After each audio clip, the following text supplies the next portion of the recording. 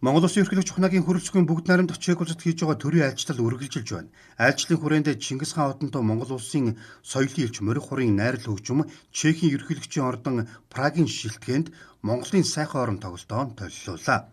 Тоглолтыг ерөнхийлөгч хөрөлцөх болон бүгд найрамдах Чех улсын сенатын танхимын дарга Милош Вистричл нар үзэж сонирхлоо. Морин хуран зөвхөн хөгжмийн зэмсэг төдийгүй монголчуудын сэтгэлгээ, амьдралын хэв маяг, домог төвтэй салшгүй холбоотой.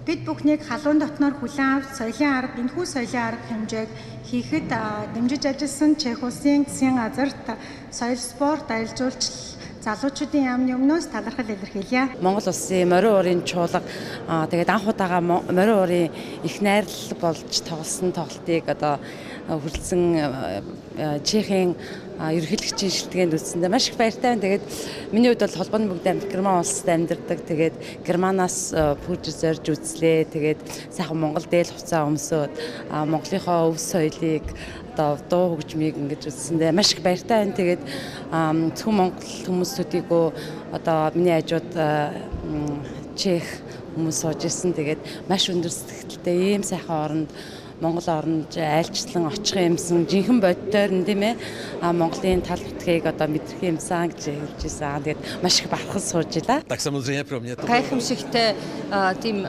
завшаан гарсан байгаа. Яг л мэдээж хэрэг Монголын хөгжмөөс Монголын өргөн үд томтал, Монголын байгаль бүр төсөөлөгдөд байна. Нөгөө талаас Чех хүний хөвч бас Монгол хүний Чехийн хөгжмийн дуулж байгаа, хөгжмөлж байгаа байдал бас их сонирхолтой санагдсан. Морин хурын найрал хөгжим бүрэн бүрэлдэхүүнээрээ Монгол үндэсний соёл урлагийн оргил бүтээлүүдийг тусалсад амьдарч байгаа монголчууд болон Чехийн төр засгийн хүндэт зочид нийгэм соёлын зүтгэлтнүүдэд өргөн баярлаа. Уран бүтээлчид өмнө нь Праг хотноо 2 удаа Прагийн шилтгэн Рудольф Пинемд тоглосон бөгөөд энэ удаагийнх 100 дахь гадаад тоглолт боллоо.